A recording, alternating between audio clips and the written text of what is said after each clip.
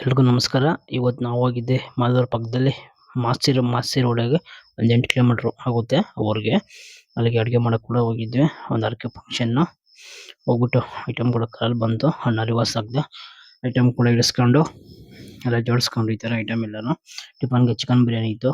ಅದರಲ್ಲಿ ಒಂದು 4 ವಿಜಿಲ್ ಹಾಕ್ಸ್ಕೊಂಡು ದೊಡ್ಡ ಕೋಳಿ ಇದು ಮೊಟ್ಟೆ ಕೋಳಿ. ಈ ಕಡೆ ಕೂಡ ಬೇಳೆ ಇಕ್ಕಿದ್ದೆ ರಸಮ್ಗೆ.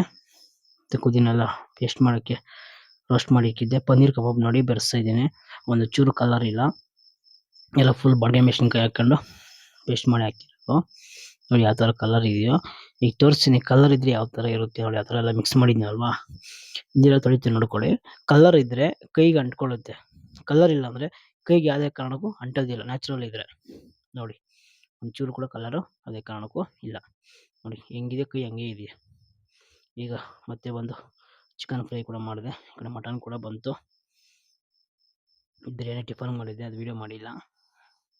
ಮತ್ತು ಬೋಟಿ ಕೂಡ ಮಾಡಿದೆ. ಈ ಕಡೆ ಒಂದು 20 kg ಬೋಟಿ, ಒಂದು 31 kg ಮಟನ್ ಬಂದಿತ್ತು. ತಲೆ ಕೂಡ ಅದಕ್ಕೆ ಹಾಕ್ಸ್ಬಿಟ್ಟಿದ್ದೆ. ಮತ್ತು ವೆಜ್ಜವ್ರಿಗೆ ಕಬಾಬ್ ಕೂಡ ಸುಟ್ಕೊಡ್ಬೇಕಾಗಿತ್ತು.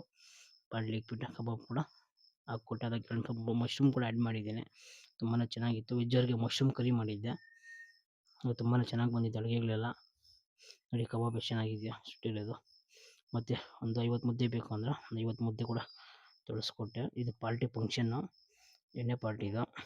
ಅಡುಗೆ ಎಲ್ಲ ಕ್ಲೀನಾಗಿ ಎಲ್ಲ ಜೋಳ ಹಾಕಿ ಎಲ್ಲಿಕ್ಕಿದ್ರೆ ಅವರೇ ಹಾಕೊಂಡು ತಿಂತಾಯಿದ್ರು. ಲಾಸ್ಟಲ್ಲಿ ಮುದ್ದೆ ಮಾಡಿಕೊಟ್ಟಿದ್ದೆ.